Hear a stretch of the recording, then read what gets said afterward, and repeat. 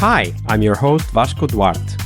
Welcome to the Scrum Master Toolbox podcast, where we share tips and tricks from Scrum Masters around the world. Every day, we bring you inspiring answers to important questions that all Scrum Masters face day after day.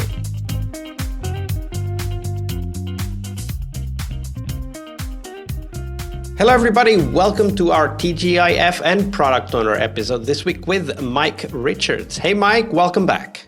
Hey Vasco, we made it to the end of the week. Indeed, and that's something to be grateful for. There will be a time when we don't make it. Okay, enough about that. Let's talk about product owners and how they can be amazing for the team.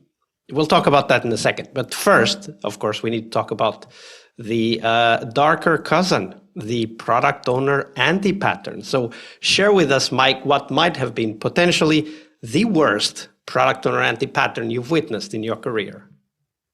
Yeah, when I talk about product owners, I always like to use an analogy that I feel is easy to pick up on. And that analogy is that the Scrum team is a sports car. They're a Porsche or a Ferrari, and they are ready to go fast down the road. And they are super well equipped for the thing that they need to do. And the product owner needs to provide the fuel for that vehicle.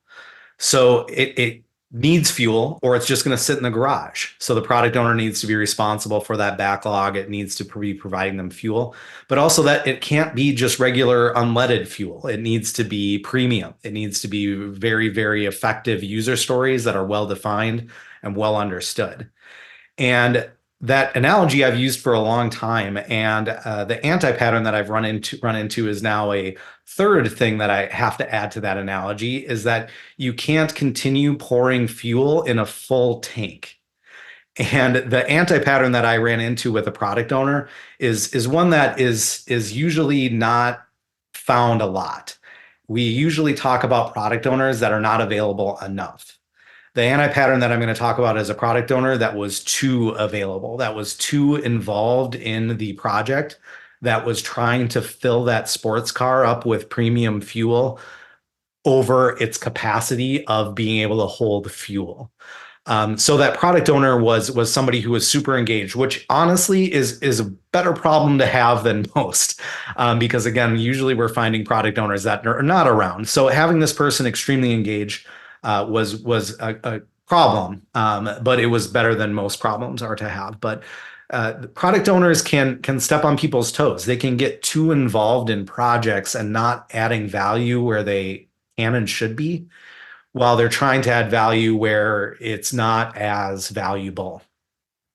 So this particular individual was very interested in the success of our project. Again, super great thing to have. But because of that, they wanted to be in control of every nuance of that project. So when they would do what they needed to do, which was provide that fuel, they would check in with the team so often and so frequently to ensure that it was being done the way that they needed it to be done. It was causing the team to sputter down the road. They could not ever get any sort of cadence of work. They could not ever feel like they were safe, because they were constantly being questioned by that very large authority within the project of what they were doing, how they were doing it, when they were going to be done. And it just created this very toxic work environment where them looking over the shoulders of the entire team was working in very opposite of what we wanted to do as a team. So when you think about this kind of product owner that is really involved and wants to, as you said, even control what is happening, what are some things we can do as Scrum Masters to try to help the team and that product owner get out of that anti-pattern? Yeah, I think a good way to do that is to ask why. So if a product owner is super engaged in your project, that again is great. We want that. But if they're getting too involved in the nuance and into the weeds of the execution of that work, asking them why is a good way to understand, have they gotten bit in the past? Were they just on a project where they were surprised all the time about lack of progress or deliverables or whatever?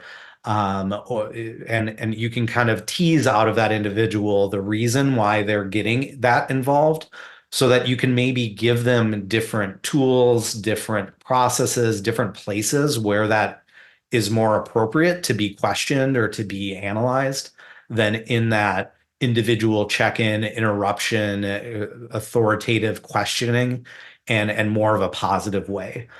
So maybe you want to whip out the old 5 whys and really try and drill into why it is that they're doing what they're doing. Because again, we want to trust that they're doing it with good intentions, because nobody's going to be in a project and be like, I want this to go badly. They have good intentions. They want it to go well, but if it's not helping the team, figuring out why it is that they're doing it, you can maybe help them still feel safe or get what they need in a better, more healthy way than the way that they're being involved in the first place. Yeah, and I think this illustrates why it's important to be empathetic towards the PO, because people who are engaged, they might be doing it in a way that actually is counterproductive, but if they are engaged, they probably want the project to succeed. So the techniques, the approaches we use at work that are not productive can be changed to more productive activities if we are aligned on what we are trying to achieve. And I think that's something that can only come from what you just said, right? Like in investigating why is the PO that way?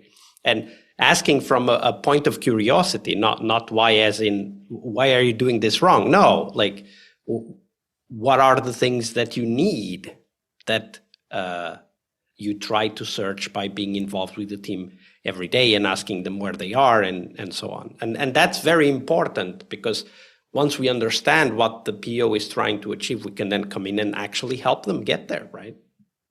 Yeah, you nailed that, Vasco. Having empathy is super important. And I'll take that even one step further. And sometimes we can get in a spot where, as a Scrum Master, you may hear some people not maybe personally bad mouthing somebody, but saying, man, that product owner, they're always in my face.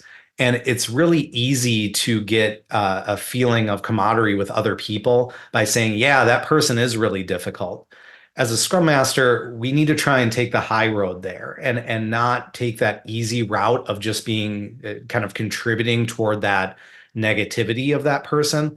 And maybe say like, yeah, that can be difficult.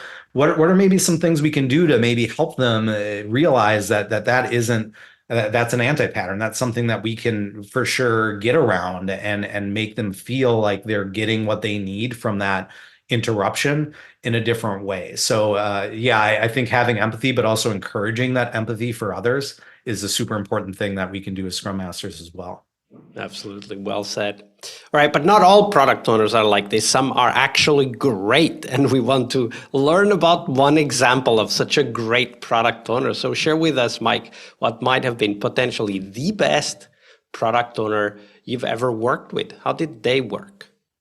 Yeah, I use this now myself as an opening remark that I give to teams pretty often.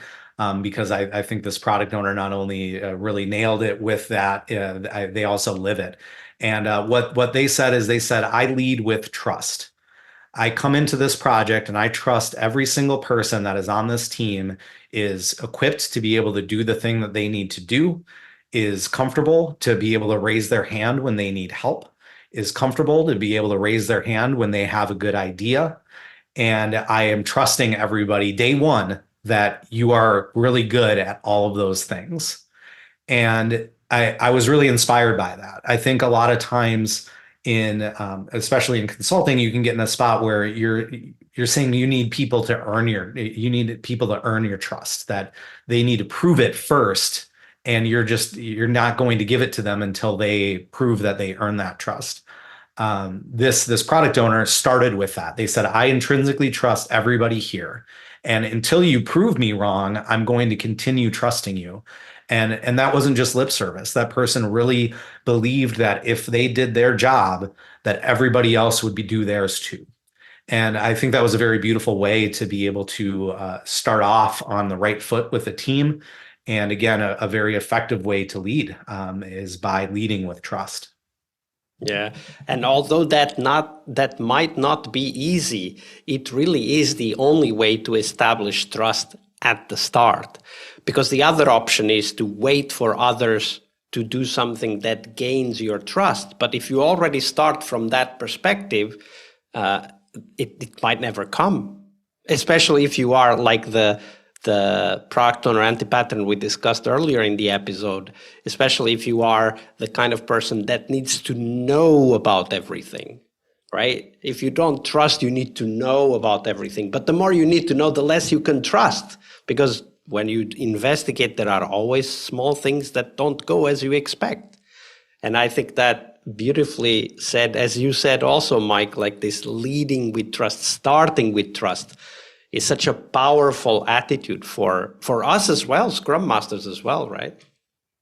Yeah, because leaders, it's the word leading. You're leading your team. So if you lead with trust, it's a good way for your team to do the same and to trust other people on their team or trust you as a product owner, as a Scrum Master. And it's also just a good way to set expectations with people too. If you can say, I trust that you're going to raise your hand when you have a good idea. That's just a good way to set expectations with people too, to say, hey, I'm expecting you to go above and beyond by bringing your uniqueness, your unique perspective on things to the table to make this better. Because I, as a product owner, I, as a Scrum Master, I'm not always going to have the best ideas. Different people have different ideas, have different perspectives and experiences. And if we can bring those all together in a trusting way that you're going to be heard and respected, some cool things can happen. Absolutely. Some cool things can happen. Well said. Mike, we're getting close to the end. Thank you very much for all of the insights and stories you've shared with us this week. But before we go, where can people find out more about you and the work that you're doing? Yeah, LinkedIn is a good place to connect with me. I'm more than happy to further any of these conversations with anybody that's interested. Also have a YouTube channel, which you can see some links on my LinkedIn as well that have some different discussions I've had with others, some different presentations on random topics. And again, would be more than happy to further those conversations with any of your listeners at all. Absolutely. And why not everybody reach out and ask a few follow-up questions from Mike. Mike, it's been a pleasure. Thank you very much for your generosity with your time and your knowledge. Thank you, Vasco. Love the podcast. Appreciate the energy. One more week of the Scrum Master Toolbox podcast is over, but there's a lot more we have to share. We have developed our own membership site where you find a community of active and engaged Scrum Masters. In this site, you get access to exclusive content and get to interact with us, your podcast hosts, as well as the best Scrum Masters in the world. So join us at scrummasterpodcast.com and keep this podcast free of advertising. See you next week for one more full week of Scrum Master tips and tricks. We really hope you liked our show. And if you did, why not rate this podcast on Stitcher or iTunes? Share this podcast and let other Scrum Masters know about this valuable resource for their work. Remember that sharing is caring.